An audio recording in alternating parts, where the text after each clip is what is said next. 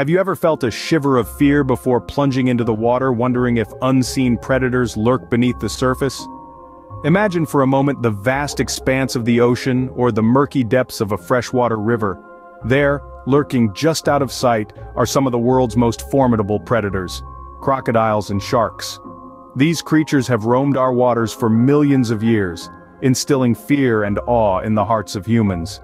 This fear is not new, it's primal, dating back to our ancient ancestors. They didn't have the luxury of avoiding these predators, they had to face them head-on to survive. Imagine living in a time where every trip to the water's edge was a dance with danger.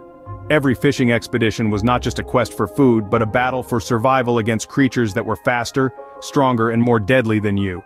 The stakes were high and the margin for error almost non-existent.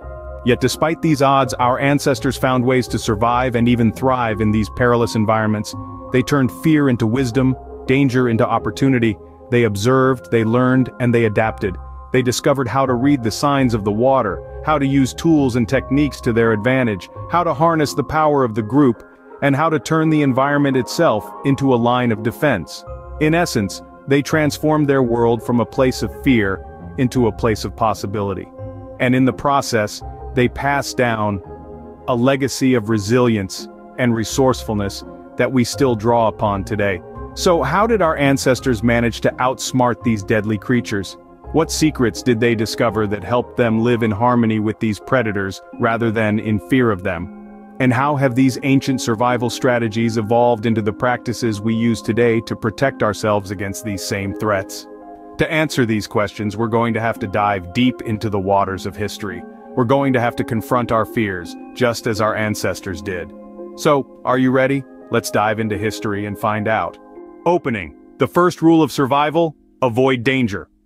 Let's take a leap back in time, to a world where survival was the name of the game. Imagine a world teeming with predators like sharks and crocodiles. Now imagine living in that world without the technological advantages we enjoy today. Sounds daunting, doesn't it? So how did our ancestors navigate these waters, both literally and figuratively? The answer lies in a simple yet potent strategy: avoidance. Avoidance is not about fear, but about respect and understanding. Ancient people had an intimate knowledge of their environment. They observed the habitats and behaviors of these formidable predators and used this knowledge to their advantage. They knew where these creatures lurked, what times they were most active, and what signs indicated their presence. Think about it, you wouldn't walk into a lion's den, would you? Similarly, ancient people avoided venturing into areas known to be frequented by crocodiles and sharks. This wasn't just about avoiding the water, it was about understanding when it was safe to enter, and when it was wise to stay away. This knowledge extended to their daily routines as well. Nighttime activities near water bodies were limited, and certain areas were deemed off-limits during specific seasons. These practices were likely passed down through generations, becoming an integral part of their culture and lifestyle. But this knowledge wasn't just about avoiding danger, it was also about recognizing opportunity. Knowing when predators were least active allowed our ancestors to fish, gather water, and travel with reduced risk. Their understanding of the environment, coupled with their respect for these predators, enabled them to coexist in a world where danger was always just beneath the surface.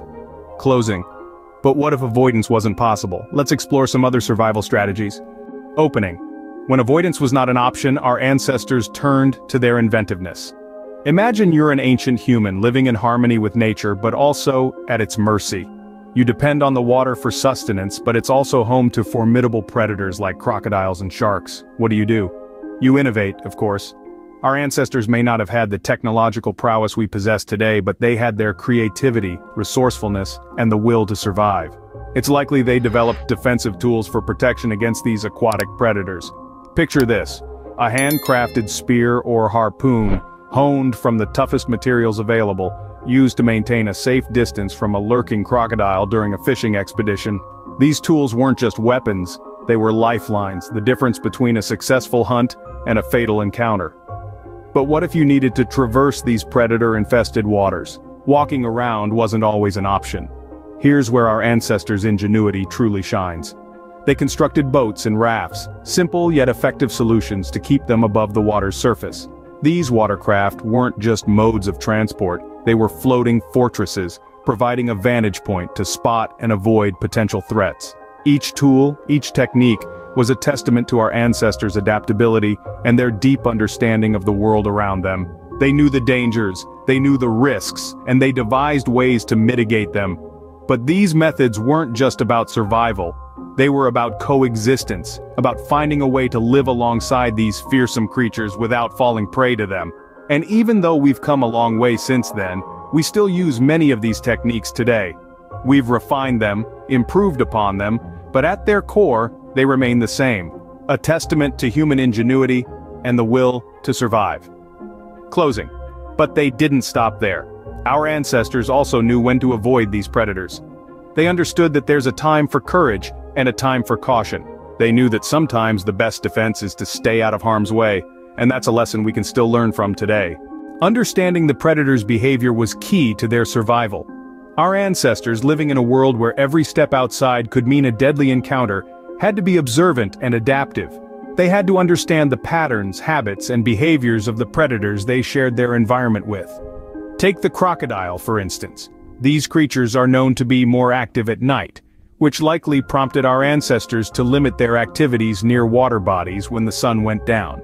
This simple adjustment in lifestyle could have greatly reduced the risk of an unwanted encounter, proving that sometimes the best defense is a good night's sleep. But what about when they needed to be near the water? Well, they had a strategy for that too. They would assign lookouts, individuals tasked with keeping a keen eye on the water, ready to alert the group at the first sign of danger. This practice allowed others to focus on their tasks, be it fishing, gathering water, or simply enjoying a refreshing swim, secure in the knowledge that someone was watching out for them. And they didn't stop there. They understood the power of unity and the safety that comes with numbers. When venturing near a water body known to be home to dangerous predators, they would do so as a group. This collective approach not only provided an extra layer of safety, but also deterred predators who would be less likely to approach a group of humans than a solitary individual. These ancient strategies, born of necessity and honed by experience, show the ingenuity of our ancestors in their constant struggle for survival. They knew they couldn't outswim a crocodile or a shark, but they could certainly outthink them.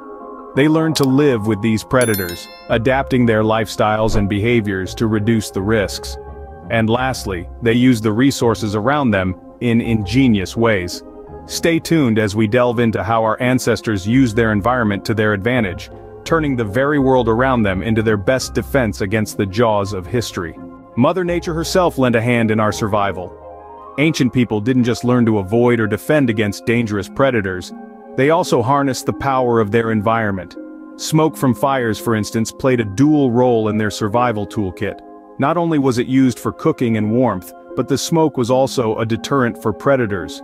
Sharks and crocodiles, with their keen senses, would be dissuaded by the unfamiliar and pungent aroma of a campfire. Likewise, ancient fishing practices were designed to minimize risk. Fishermen were careful in handling their catch and disposing of waste. They understood that improper disposal could attract unwanted attention from predators. By respecting the environment and understanding the behaviors of these marine creatures, they were able to coexist. Indeed, survival wasn't just about confrontation or avoidance, it was about adapting to and living in harmony with the environment. So, armed with these ancient survival tactics, would you dare to dive into the waters? Now that you know how our ancestors survived, the question is, can you? Our forebears had the audacity to face the jaws of danger, and came out victorious. They harnessed knowledge, strategies, and adaptations to survive encounters with predators like crocodiles and sharks. Avoiding risky areas using defensive tools, keeping safe on boats and rafts, restricting nighttime activities near water bodies, appointing lookouts, engaging in group activities, and adopting safe fishing practices were all part of their survival toolkit. They even used the environment to their advantage, creating smoke and fires that served dual purposes. These are not just historical facts, but living legacies that continue to guide us in our modern interactions with these formidable creatures. These ancient survival tactics are not lost in the sands of time. They have been passed down through generations and are still very much a part of our present. Are you brave enough to dive into the waters armed with the knowledge of our ancestors?